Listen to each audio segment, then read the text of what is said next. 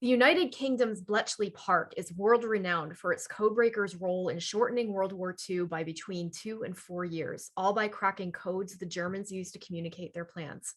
This week on the Forensic Focus podcast, digital forensics consultant Catherine Hedley joins us to talk about hashtag Bricks for Codebreakers, a commemorative and fundraising drive benefiting Bletchley Park. I'm your podcast host, Krista Miller. Welcome, Kat. Hello, thanks for having me. Yeah, of course. Thanks for coming back on. I should mention we're following up from an article that I wrote back in January 2021. I think right at the part of the a little bit halfway or just after the major fundraising effort. So this is kind of a follow up. So I'm going to start at the very, very beginning. Hashtag Bricks for Codebreakers fundraising began in August 2020 as a way to save Bletchley Park, which had closed to the public because of the COVID-19 pandemic, obviously impacted the site's revenue. What was important to you personally, Kat, about this particular organization? I think you had a family member that worked there. So initially, I didn't know that. Cool. Yeah. When all this started, lockdown obviously happened in March 2020, as it did for most of the world. And it was really just, I'd been to the site a couple of times to see what they did there. And what they did was amazing. Like, people were literally sitting in what I would class as sheds, metal sheds, just breaking codes from the Germans and just trying to find ways to interpret those messages, to get intelligence, to be able to help with the war efforts. And it was just amazing to me. And the way that I saw it, obviously, this was kind of the foundations of everything then that came after it with kind of modern computing. So I wouldn't have a job because digital devices wouldn't really exist without Bletchley Park. So I kind of connected on that level, really, because I saw it as the foundation for my career and many of the friends that I have around in the industry. So I just kind of linked to it that way. And when ticket sales stopped, then they were making people redundant. And when I'd been around the site in the past anyway, there is still kind of large swathes of it that haven't been restored. They're just blocked off to the public, they're crumbling, they're falling apart. There's literally trees growing through some of the buildings because they've never had enough money to restore all of the site. They've only restored a small part of it. So really for me, it was like, well, I don't want to lose the bit we do have. And there felt like a real risk of that happening. So that's kind of why I kind of tried to do something just to try and help with that situation. It just felt too important to lose it. But when I announced that I was going to be doing this and raising some money for Bletchley Park, then it was actually when I announced the marathon that Sarah and I did on Christmas Eve in 2020. My aunt actually replied to that post and said, "Oh, this is great because your grandmother used to work there during the war. She was a cook at Bletchley Park. So it's amazing that you're doing this." And I said, "What?" Sorry, hang on, what? I had no idea that my grandmother worked at Bletchley Park. And since then, we went and got all of her military records. We've had that verified with the Bletchley Park historian. And now I've actually bought an extra brick for my grandmother because we've verified she was indeed a cook at Bletchley Park during the war. Which was just amazing, and it kind of was the cherry on top, really, with the fundraising, because it became really personal at that point in time. So yeah, that was a kind of cool, unusual, unexpected outcome that came out of the whole thing. Yeah, I'm it's one of those things like family lore that you can't believe that you didn't know about, but you're happy that you did find out eventually, right? Yeah, and I mean, it's one of those things, isn't it? They say that people who worked at Bletchley Park weren't allowed to talk about it. So of course, they went their entire lives not talking about it. So I kind of thought about it and thought, I'm kind of disappointed I didn't get to speak to her about what she did and what she saw at Bletchley Park, because obviously working in digital forensics, that would be amazing to be able to speak to somebody. She died in 2007, so I'll never get that chance. But I understand, because I know from visiting Bletchley Park and obviously listening to some of the historians' talks, nobody was allowed to talk about anything. It was so ingrained that she would never have thought to mention it. So I get it. I just kind of wish I could talk to her now about those things. Oh gosh, yeah. So I want to back up a little bit because you mentioned that you wouldn't have your job, and many practitioners wouldn't have jobs if it weren't for the code breakers' work during World War II. Could you go into some more specifics about those foundations? Yeah, so really from my point of view, as I say, I work in digital forensics and I analyze electronic devices, digital devices, computers, smartphones, whatever that may be. And when I made that comment, I was really referring to the fact that Bletchley Park, particularly Tommy Flowers at Bletchley Park, invented the Colossus.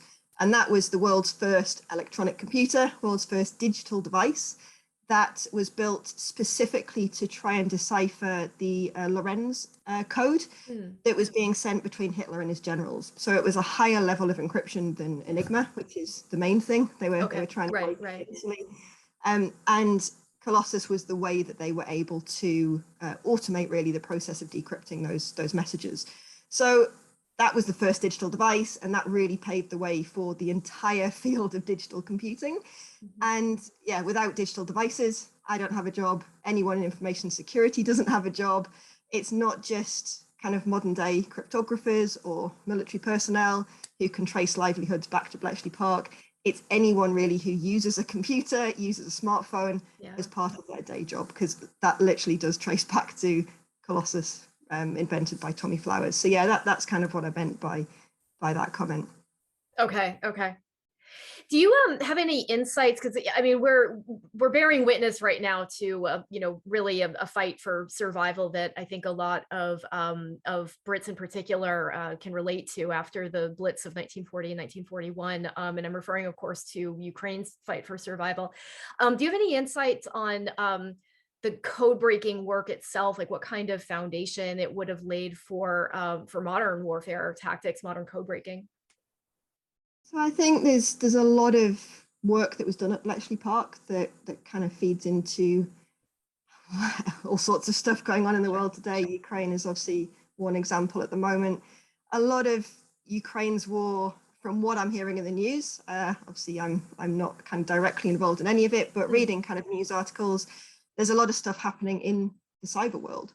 You have different groups kind of allying themselves to one side or the other, attacking each other, taking down websites, stealing data, leaking information, all of those kind of things we normally see in cybersecurity, but specifically relating to governments on both sides and other areas relating to the war. So, I mean, all of that, I guess, directly comes from the work at Bletchley Park in the fact that computers are being used for it. Cybersecurity wouldn't exist without, obviously, modern computing.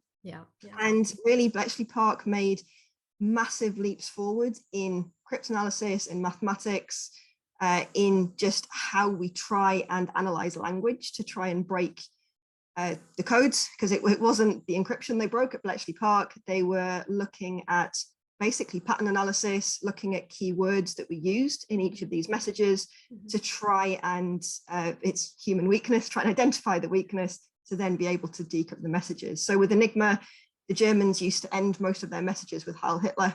They worked this out.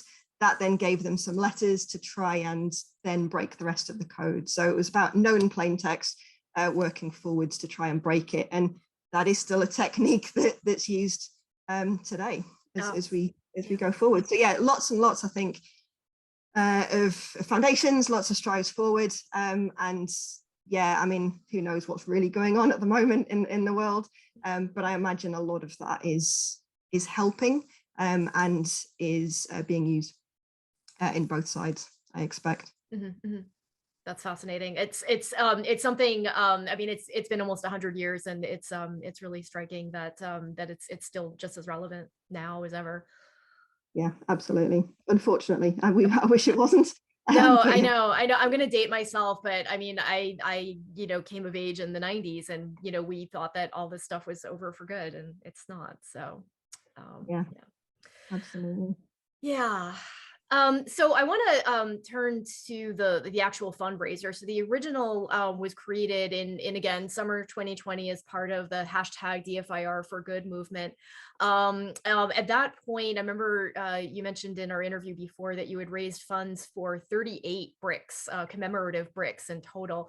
So I wondered how many people ended up contributing. How did this roll over into 2021? How many people contributed last year, and how many new bricks have been added to the Codebreakers wall since then? So we've purchased 39 bricks so far in total. We had 20 bricks purchased under the original campaign. We had 6 individuals buying entire bricks. Wow. And we then collectively had 13 people who signed up for, we did something called the Codebreakers Challenge. So that was a virtual D4Fit walk, run, however you wanted to do it. And it was a number of miles between Bletchley Park and Cheltenham, because Bletchley Park became GCHQ. It used to be GCCH. I think there was another name for it. But eventually that kind of was formed into what we have in the UK as GCHQ. So we had it as the distance between Milton Keynes and Cheltenham, which is where those two are.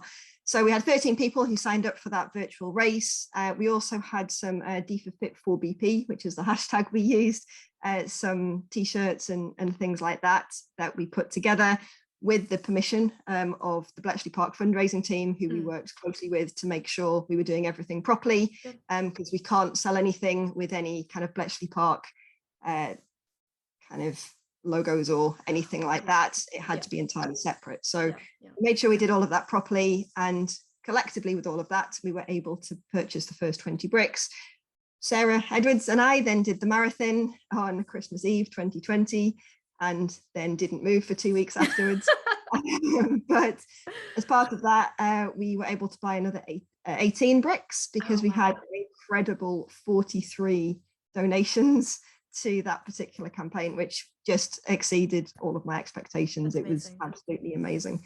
So that was kind of the 38 initially. I then purchased an extra one for my grandmother after I had it verified that she did work there. And I went to see them all last year. So they all went up last year. They are there on the wall. I took photos and put them on Twitter to prove it. Which was amazing to see them all in place. So that was what we did.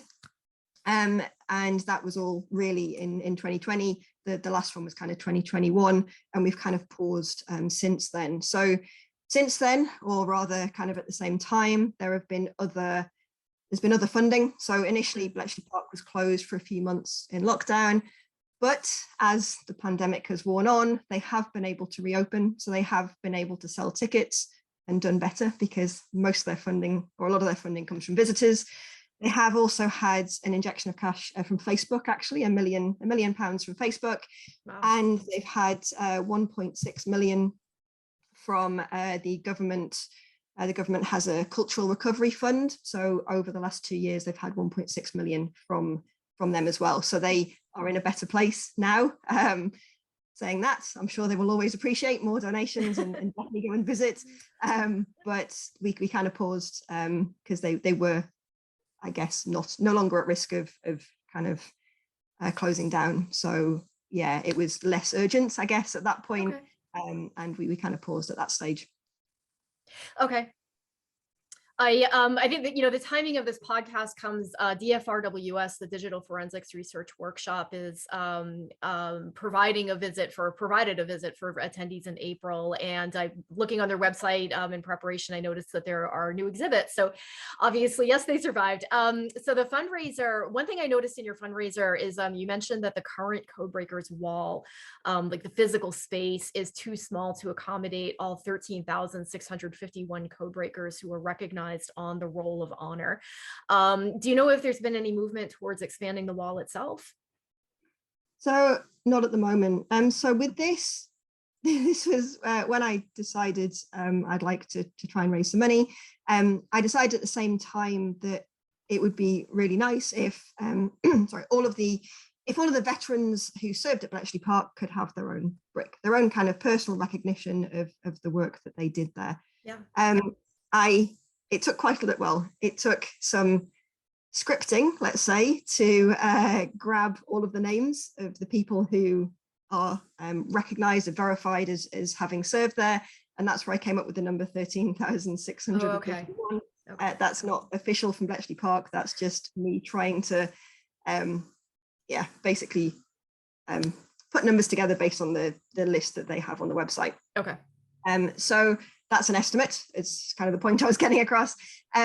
But yes, I believe there are about 13,500 veterans, and I think there's only space for about 4,000 on the current wall. So yeah, that's kind of where that rough mathematics came from. And at the moment, no, is the short answer. I did reach out to the Bletchley Park team and said, what would your appetite be to extending it? They were actually incredibly open to the idea.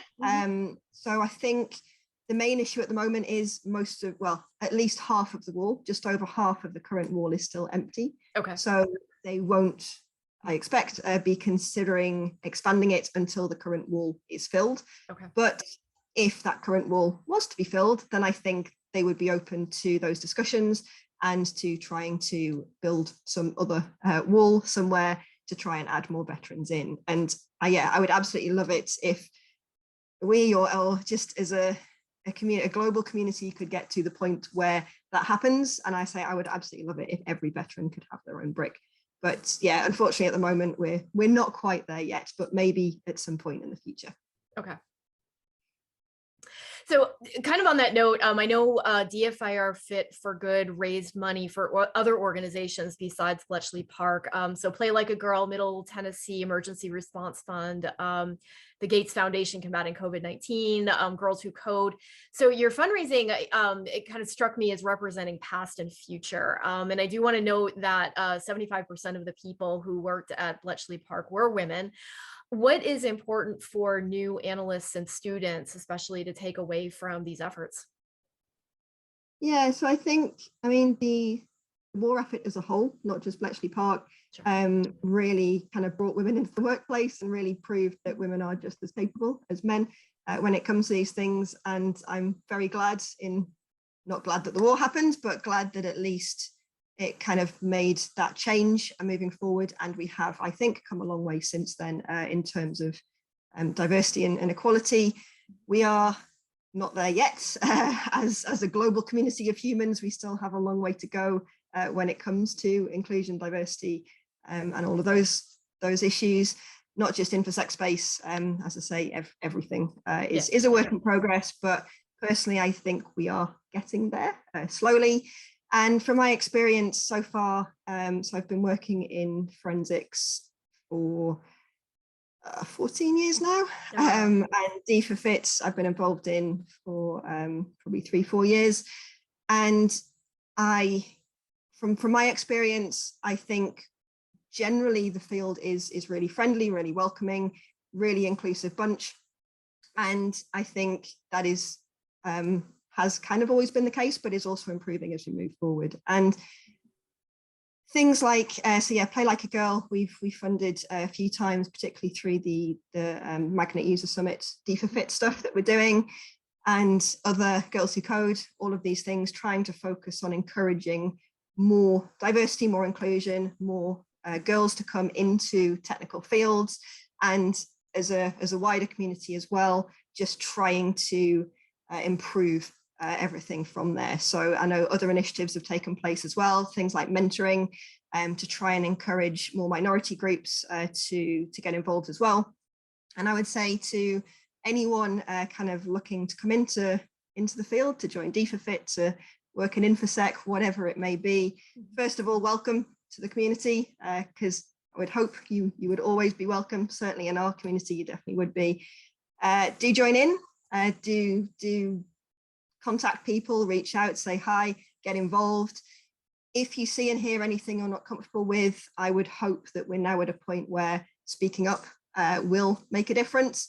Certainly more people seem kind of willing to enact change, make a difference, and listen to issues and try and fix them moving forward. So I think hopefully we can continue to work together in the field to improve it, make it a great space to work and collaborate. So do it. Join us. I think, I say, the war efforts were the first step. I think we have built on them moving forward, and I hope we continue to do that. Yeah, I think I'm just as you're talking, thinking about how you know, just the all of the people that worked at Bletchley Park would have you know, the work that they did would not have been possible if they worked in a toxic work environment, honestly, which you know, I think a lot of people have encountered in the years since. And so you know, really, I guess, taking their example, thinking of their example, and you know, going forward to actually get work done, good work done is really the key there. Yeah, absolutely. I mean, if you look at, they weren't meant to take photos at Bletchley Park. However, many people disobeyed the rules. And that means we do now have some photographs of actually what life was like in Bletchley Park. So if you do go over to visit, have a look at those photos. And yeah, it really does show that they just got along. Like, it was basically one big family, and they all there were issues, don't get me wrong. Alan Turing used to chain his mug to a radiator so that it wasn't stolen, for example. But yeah, and of course, Alan Turing himself obviously had a lot of issues after he left actually Bletchley Park, and the government has since apologized for that. Thankfully, it was too late. It should never have happened, obviously. So yes, but I hope we've at least learned from all of those experiences now. I think before the war and after the war were a completely different environment. And yes, toxic is probably the right word for it. But yeah, I hope it's a different place now. And we can all take away the example that they showed during the war. It tends to be the case. I think during the war, you can see in Ukraine now, in shelters and everything, people are just pulling together. Solidarity. You've got restaurants giving away food for free because people need food. And war does, I think, tend to bring people together. It's one of the few good things that comes out of war. Still wish it would never be happening, but you can kind of at least take, if we could just take that and apply that to the rest of the world, then we'd be in a much better place. Yes, for sure. Instead of, I feel like in peacetime, there's almost we almost as humans don't know what to do with ourselves without conflict, and I almost think that's where some toxic environments come from. So yeah, if we could find that solidarity within us even during peacetime, then that would be a great start. It would. I agree. Well, Kat, thank you again for joining us on the Forensic Focus podcast. No worries. Thank you for having me. Thanks also to our listeners. You'll be able to find this recording and transcriptions along with more articles, information, and forums at www.forensicfocus.com. Stay safe and well.